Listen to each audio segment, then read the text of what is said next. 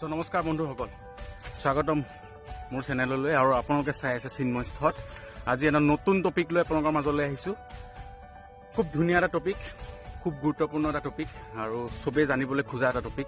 আপোনালোকে চবেই জানে যে গছবিলাক আপোনাৰ চাৰিওফালে, আপুনি বেকগ্ৰাউণ্ডত মোৰ যিমানখিনি গছ দেখি আছে বা আপোনালোকৰ চাৰিওপাশে আপোনালোকৰ যিমানখিনি গছ দেখি আছে, প্ৰায়বোৰ গছেই সেউজীয়া। কিয় সেউজীয়া? সেউজীয়া নহয়, এইটো গোলপীয়াও হ'ব পাৰিলেহেঁতেন, কোলাও হ'ব পাৰিলেহেঁতেন, হালধীয়াও হ'ব পাৰিলেহেঁতেন। হালধীয়া গছ আছে, হালধীয়া পাত থকা, কিন্তু প্ৰায়বোৰ গছেই কিন্তু আপোনালোকৰ সেউজীয়া। নীলাও হ'ব পাৰিলেহেঁতেন, বগাও হ'ব পাৰিলেহেঁতেন। কিহৰ কাৰণে সেউজীয়া? এটা গুৰুত্বপূৰ্ণ টপিক মোৰ মতেদি, আৰু সেয়েহে মই আপোনালোকৰ মাজত সৰু এটা আভাস দিবলৈ আহিছোঁ আজি এই ভিডিঅ'টোৰ জৰিয়তে। মই আপোনালোকক বুজাম যে কিহৰ কাৰণে গছৰ পাতবোৰ সেউজীয়া। তো বলক ভিডিঅ'টো আৰম্ভ কৰোঁ, অকণো পলম নকৰাকৈ। ভিডিঅ'টো আৰম্ভ কৰোঁ। চ' পিছফালে দেখিছে গছ, মোৰ গছৰ পাত এটা ছিঙি পেলাই বহুত ওখ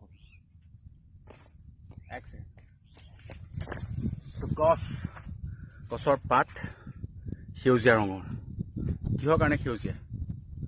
চ' গছৰ পাতৰ ভিতৰত এনেকুৱা এটা পদাৰ্থ সন্নিৱিষ্ট হৈ আছে যিটোক ক্ল'ৰফিল বুলি কোৱা হয়। আৰু ক্ল'ৰফিল যোনটো পদাৰ্থ বা যোনটো আপোনালোকে যিয়ে বুলি নকওক কিয়, সেই বস্তুটো দেখিবলৈ সেউজীয়া। সেয়েহে ইয়াৰ বৰণবিলাকো সেউজীয়া হয়। ইয়াৰ যোনটো পদাৰ্থ আপোনাৰ ভিতৰত আছে, সন্নিৱিষ্ট হৈ আছে, অন্তৰ্ভুক্ত হৈ আছে, যিয়ে নকওক আপোনালোকে। চ' ইয়াৰ পদাৰ্থটো ক্ল'ৰফিল যোনটো পদাৰ্থ, সেইটো দেখিবলৈ সেউজীয়া। সেই দেখিবলৈ সেউজীয়া কাৰণে পাতবিলাকৰ ৰং সেউজীয়া হয়। কিন্তু সেউজীয়া কিহৰ কাৰণে হ'ল?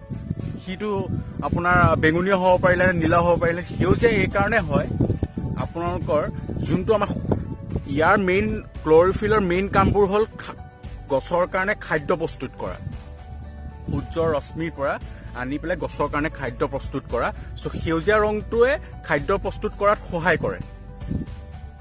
সেউজীয়া ৰংটোৱে খাদ্য প্ৰস্তুত কৰাত সহায় কৰে। আৰু ইয়াৰ পৰা তেওঁলোকে ইয়াৰ যোনটো ক্ল'ৰফিল পদাৰ্থটো হয়, ইহঁতে সূৰ্যৰ পৰা ৰশ্মিৰ পৰা কাৰ্বন ডাই অক্সাইড, আৰু আমাৰ চাৰিওফালে থকা বতাহৰ পৰা কাৰ্বন ডাই অক্সাইডো আনে।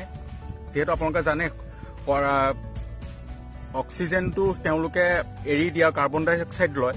আমি অক্সিজেন লওঁ, কাৰ্বন ডাই অক্সাইড এৰি দিওঁ। কিন্তু গছৰ ক্ষেত্ৰত উল্টা হয়। চ' কাৰ্বন ডাই অক্সাইডটো তেওঁলোকে ল'ব পাৰে এই ক্ল'ৰফিলৰ জৰিয়তে। তাৰ উপৰিও ইয়াৰ পৰা অহা বেলেগ যোনবিলাক কালাৰৰ ৰশ্মি আছে সূৰ্যৰ পৰা, সেইবিলাক তেওঁলোকে ৰিফ্লেক্ট কৰি দি সেউজীয়া ৰংটো শুহি লয়। চ' ইয়াৰ যোনটো ক্ল'ৰফিল হয়, সেই ক্ল'ৰফিলটো দেখিবলৈ আমি সেউজীয়া দেখোঁ। আৰু গছৰ প্ৰায়বোৰ ইম্পৰ্টেঞ্চ কাম ক্ল'ৰফিলে কৰে। পানী প্ৰস্তুত কৰাত সহায় কৰে, খাদ্য প্ৰস্তুত কৰাত সহায় কৰে, কাৰ্বন ডাই অক্সাইড লোৱাত সহায় কৰে।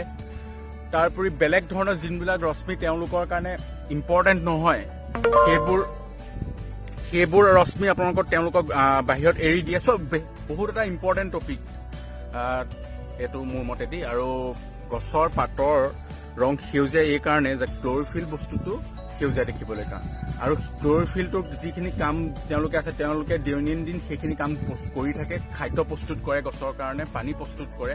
চ' এটা গুৰুত্বপূৰ্ণ টপিক মই আপোনালোকৰ মাজত আজি ডিছকাছ কৰিলোঁ। সৰু এটা টপিক যিহেতু, আৰু হয়তো আপোনালোকৰ কাৰণে সহায় কৰিব, ষ্টুডেণ্টবিলাকৰ কাৰণেও সহায় কৰিব।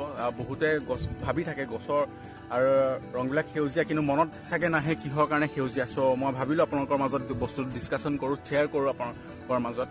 চ' মনত ৰাখিব, ক্ল'ৰফিলৰ কাৰণে গছৰ পাতবিলাকৰ ৰং সেউজীয়া হয়। আৰু ক্ল'ৰফিলৰ মেইন কাম হ'ল খাদ্য প্ৰস্তুত কৰা, পানী প্ৰস্তুত কৰা, কাৰ্বন ডাই অক্সাইডবিলাক তেওঁলোকে আহৰণ কৰা। তাৰ উপৰিও বেলেগ ধৰণৰ যিবিলাক ৰশ্মি থাকে, ধৰি লওক হালধীয়া, ৰঙা, বেঙুনীয়া, কিবা কিবি বহুত থাকে, সেইবোৰক ৰিফ্লেক্ট কৰি দি সেউজীয়াটো তেওঁলোকে শুহি লয়। চ' এইখিনিয়ে মেইন কাম আছিলে।